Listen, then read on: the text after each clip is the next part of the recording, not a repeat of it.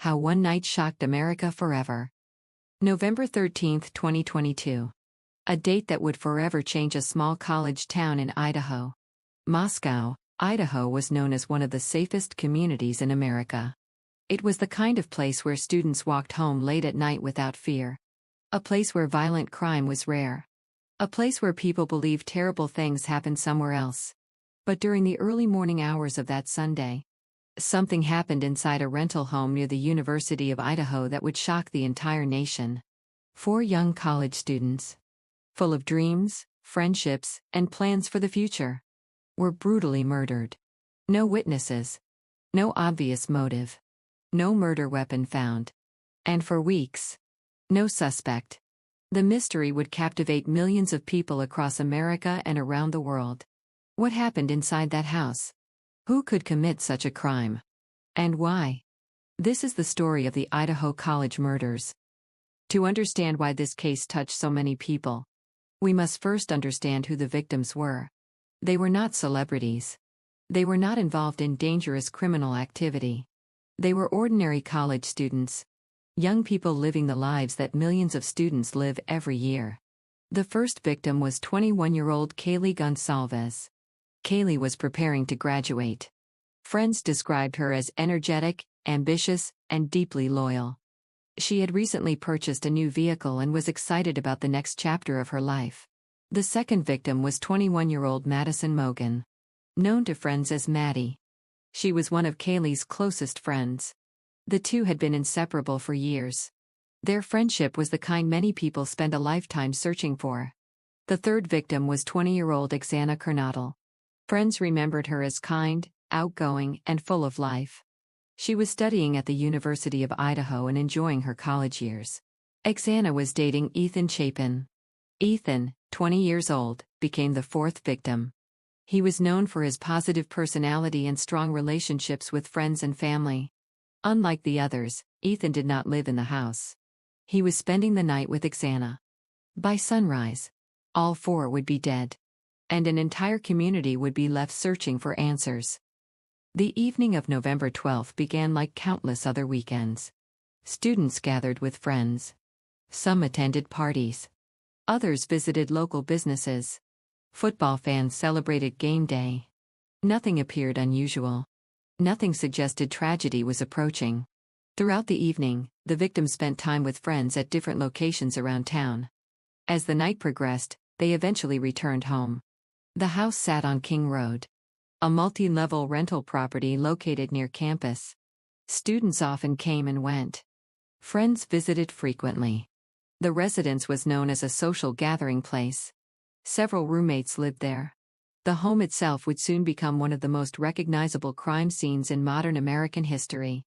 During the early morning hours of November 13, while most of Moscow slept, investigators believe an intruder entered the house. What happened next remains one of the most horrifying crimes ever committed in a college community. Authorities later determined that all 4 victims suffered fatal stab wounds. The attack was swift, violent, and deeply disturbing. Yet somehow, 2 surviving roommates in the home were not physically harmed. That fact would become one of the most discussed and debated elements of the entire case. Hours passed. Morning arrived. But something inside the house was terribly wrong. As friends gathered and concerns grew, a 911 call was eventually placed. Emergency responders rushed to the scene. What they found shocked even experienced investigators. Inside the residence, 4 young people had been killed. News spread rapidly throughout the community. Students checked their phones in disbelief. Parents called their children. Rumors exploded across social media. Fear spread almost immediately. A killer had entered a student residence, and no one knew who that killer was. For investigators, the race had begun. Every minute mattered. Every piece of evidence mattered. And somewhere, the person responsible was still free. The investigation begins. Within hours of the murders, Moscow, Idaho had transformed. A town once known for safety suddenly became the center of a national mystery. Students who had never locked their doors began checking them repeatedly. Parents drove across states to bring their children home. The question everyone was asking was simple. Was the killer still in town? Authorities assured the public that investigators were working around the clock. But there was a problem. They had no suspect, no murder weapon, and no clear motive. As days passed, fear continued to grow. Rumors flooded social media. Internet detectives examined every photograph, every interview, every social media post. Millions of people became obsessed with solving the case. But investigators needed facts, not theories. Inside the crime scene, forensic teams collected every piece of evidence they could find. Thousands of photographs were taken.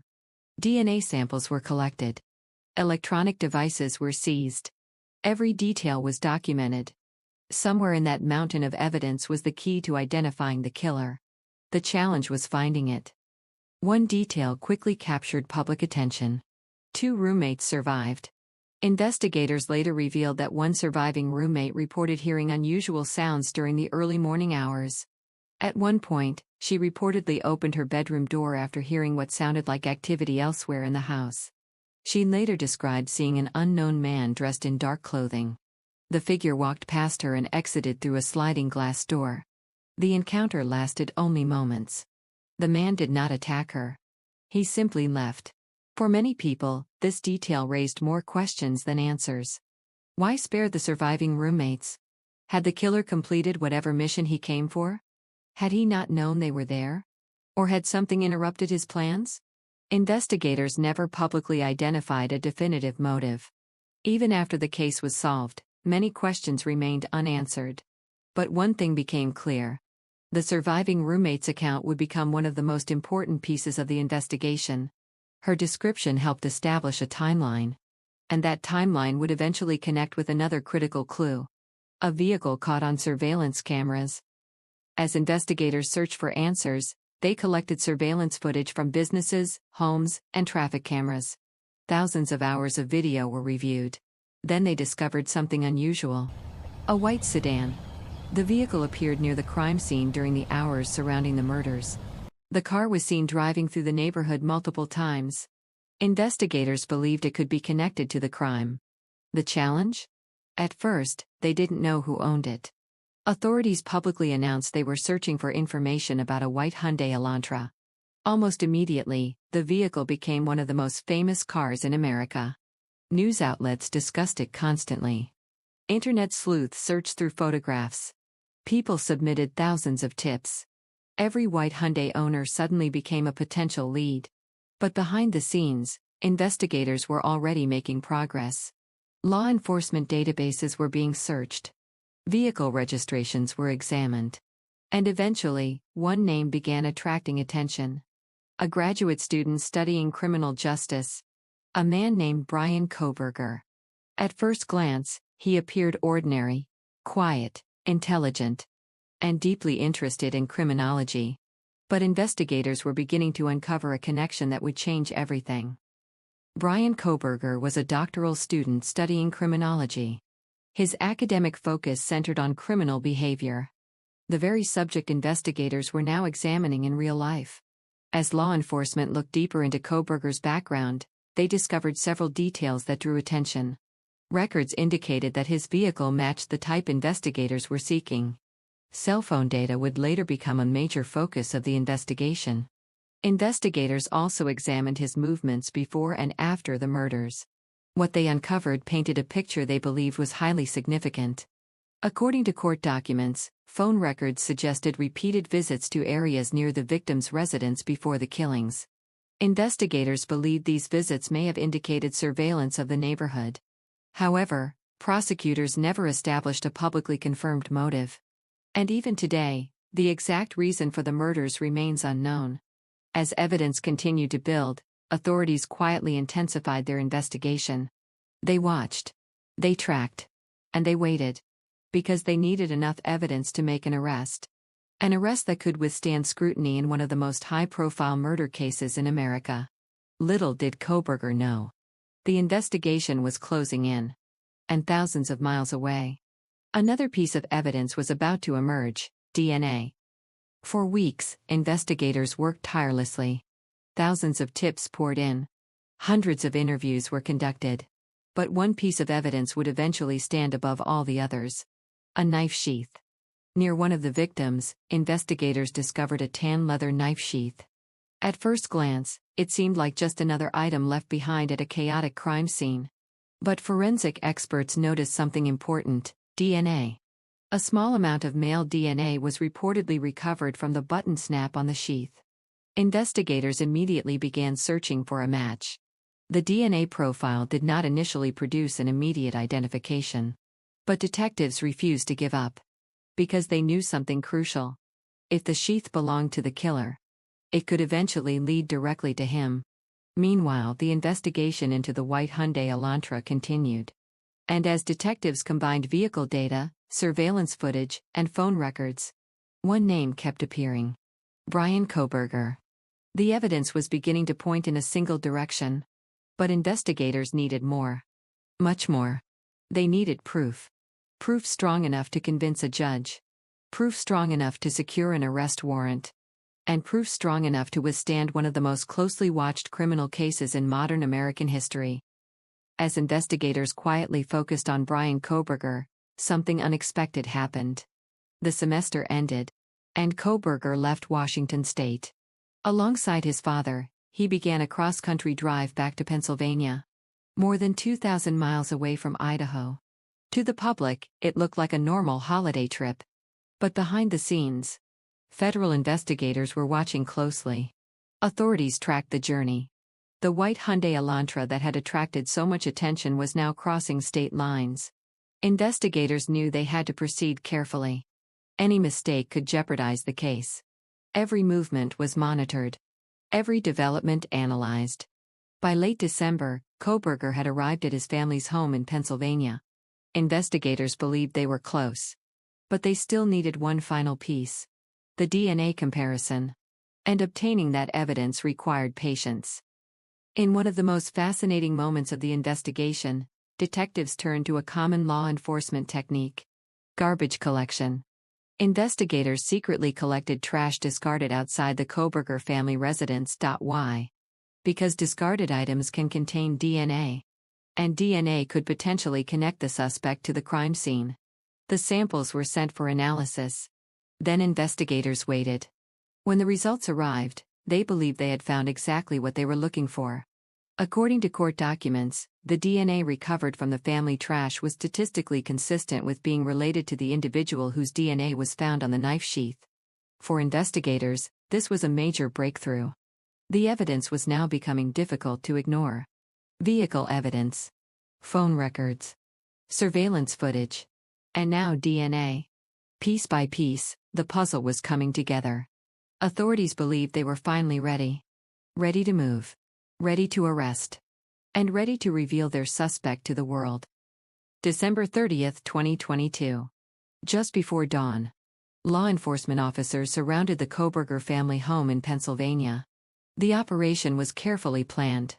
Authorities wanted complete control of the situation. No mistakes. No opportunities for escape. As tactical teams moved in, Bryan Kohberger was arrested without major incident. The news exploded across America. After weeks of fear and uncertainty, investigators finally had a suspect. Reporters rushed to Moscow, Idaho. National news networks interrupted programming. Social media erupted. People who had followed the case from the beginning could hardly believe it. The mystery that had consumed the country appeared to have a face.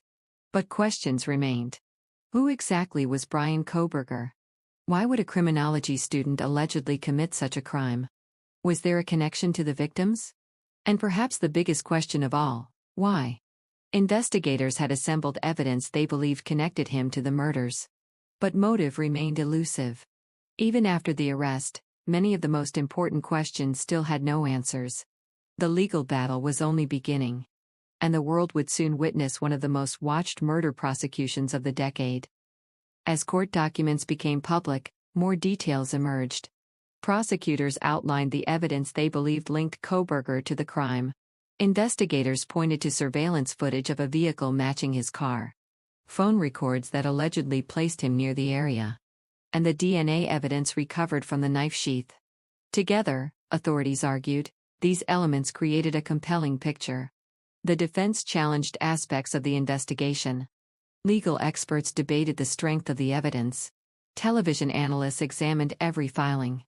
Every hearing generated headlines. And every development attracted millions of viewers. Yet despite the enormous attention, one mystery continued to linger. The motive. Why these victims? Why this house? Why that night? To this day, no definitive public explanation has emerged. And that mystery remains one of the most disturbing aspects of the entire case. Following Bryan Kohberger's arrest, the case entered a new phase. The courtroom.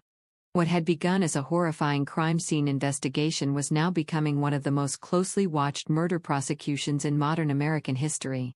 Every hearing attracted national attention. News organizations provided constant updates. Legal experts analyzed every motion. And the families of the victims prepared themselves for what would become a long and emotional process. For prosecutors, the objective was clear. They intended to prove that Bryan Kohberger was responsible for the murders of 4 University of Idaho students. The defense, meanwhile, carefully examined every piece of evidence. They challenged investigative methods. They scrutinized forensic procedures. And they prepared for what many expected would be a lengthy trial.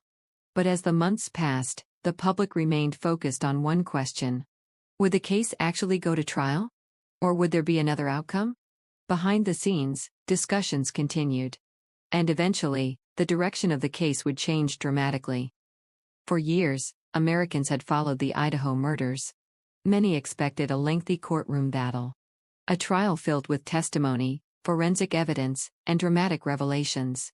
But in 2025, the case took a surprising turn.